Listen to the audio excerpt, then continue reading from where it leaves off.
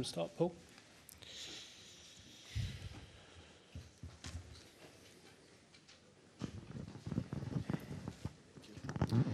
Hi, Pep. We're speaking to Nico Gonzalez in a couple of minutes. What have you made of his almost year at the club now? How do you think he's settled in? Where do you think he can improve? And how's he done so far? Let me start first. I'm sorry.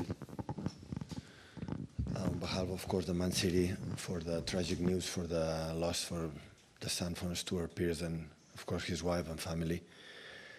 I know there is no words can embrace, or be warned that this huge tragedy and our deepest love to him and his family and nothing else. So, regarding to Nico, I had the feeling that he's getting better and better. So it's not easy sometimes arrive in a new club, and play in different, maybe style that play in the past. But we are really pleased in his behavior, and I'm pretty sure will be better and better month by month, year by year, because he's incredible. Again, he's so coachable, he's open-minded, and he's a lovely, lovely guy. And mom and dad has to be so proud about how he is as a human being, as a player, and I had the feeling that every game is better and better. Okay. Martin. Hi, Pep. How much do you think Nico is developing by working with Rodri? Do you think he's learning a lot by sort of training alongside him? Hopefully Rodri back to train more often with him, right? But yeah, of course, when he's young and play a player the stature like Rodri, always you improve. And has Rodri come, Pep, even though he's not fit? Has he travelled with you? He's travelled with us, yeah. He seems to sort of get very involved, when he's on the sidelines. Do you see him as a future manager or coach? Coach? Yeah, in the future, yeah. No, I'm pretty sure we'll be more at home when he retire. With nothing to do, I'm pretty sure we'll be involved in a world football. But it's a question for him. Hi, Pep. You're starting to put right the disappointment of last season now. Is this an opportunity of putting right the away record you have in this competition in recent times? I'm really pleased about personally what I've done in Barcelona, Bayern Munich here in this competition. I could never imagine, and I think Man City in the last decade have been incredible step forwards in this competition, and yeah, we have another game for this round of games, and to try to qualify for the next round, and tomorrow have another opportunity. How many points do you think will be necessary to finish in the top 8? I don't know. Try to win tomorrow. Hi, Pep. What do you think about the team's stability in the last few weeks? Do you think you're sort of controlling games a little bit better than you were doing? Yeah, in general, yeah. We score a lot of goals. We create a lot of clear chances, and we concede not much. But tomorrow's not a test. Always I said in this part of period when he just played 8 games in the Premier League and 1 or 2 games in the Champions League, he had the feeling that every game is better than the previous one, and try to be worse than the next one. So this is always in that part of seasons. It's not define everything now, and talk about a lot about where can do better, read better the situations, and we are on it. And do you, just given what happened last season, thinking about like sort of the sporting result and things like that, do you sort of talk about those sort of things now, or is it easily forgotten? Always I can talk about what happened the last previous 8 seasons. So my mind is not last season. My mind is how good we are, how good we are as a team.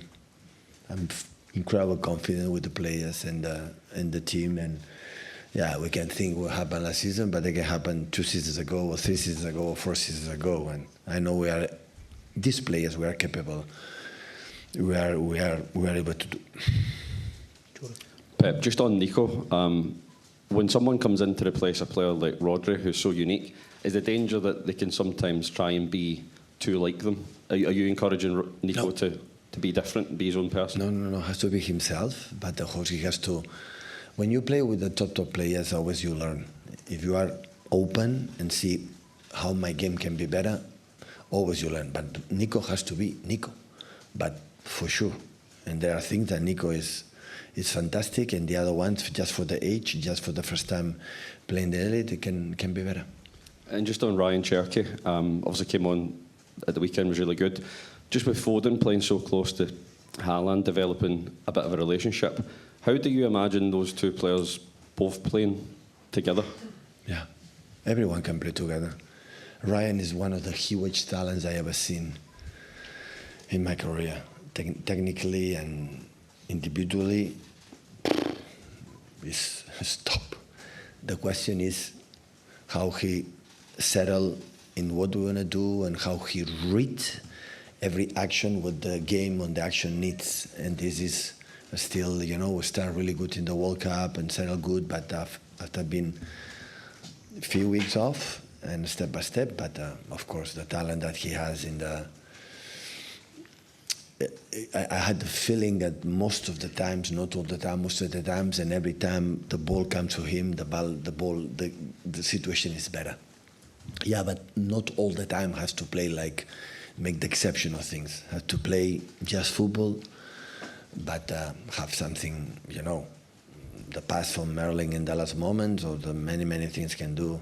And he's a guy like I like a lot is the fact that he doesn't feel the pressure and he always want to play the ball. It's like a street player. Give me the ball. It doesn't matter. Don't feel that way. He's grumpy when give me the ball, and he doesn't get the ball. You know that. But it's a short time here, and I think I need a little bit time because football is not just that. It's about how you move offensive, defensive with your mates. But you think he's buying into the team ethic, that he's not, as much as he's a great individual, he understands the team element? Of course. This type of players, they are so intuitive, intelligent, they are so, they see everything. It's not stupid. We'll take some questions in Spanish, please. Someone to start. Thank you.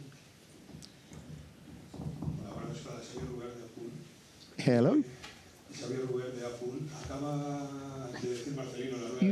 Marcelino just said in the previous press conference that you are a reference for him, one of the best, if not the best coach in the world. What do you think of that, and what do you think of Marcelino? What can I say? I thank him for his kind words. I'm not here to be the best or not the best, but I appreciate those words.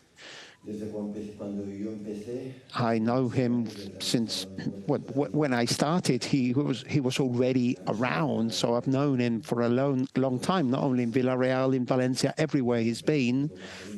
When you see a Marcelino team without knowing Marcelino's on the bench, you recognize his style of play. So when a team manages to go back to the Champions League in a league as competitive as the Spanish, that has to be something.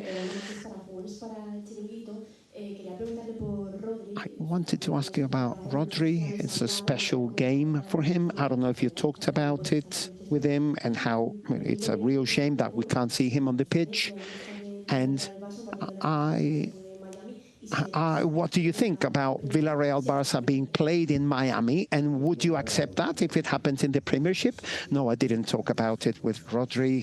I know he was here for 4 or 5 years, and I'm sure. Well, he went to Atletico, and then he came with us, and I'm really sure he is really happy to be back here to what he feels about his home. But the next question is for Mr. Tebas, not for me. I have nothing to say about that. Talking about, Marcelino talked about you, but he also spoke about Man City being one of the most powerful teams in Europe. What do you think about Villarreal? What you've seen about this team? Yeah, like I said before, if in such a competitive league as the Spanish league or the Premier League, a team manages to reach the Champions League, that's a guarantee of quality there. You know, it's not about Marcelino defending, Marcelino's team defending, teams defending so well, etc. There's a lot of factors. So I admire and respect him very much. But on the other hand, we are really looking forward to playing a good game tomorrow night. What kind of game do you expect tomorrow? Villarreal faced Real Madrid, Betis, Tottenham, Juve. The team was very close to beating them, but Marcelino said they needed to be more efficient in front of goal. And he also said they had to play the perfect game tomorrow. What kind of match do you expect tomorrow? Yes, he's right. They were very close to beating all those teams. You know that how we are judged by results in football, but yes, they were very close to getting points or winning those games. And yes, maybe they have to play a really good game, and we have to play a really good game too. You know, in this competition, in order to get a win, you need to play at your highest level. Last one here, please. Thank you. Wanted to ask you, after drawing against Monaco,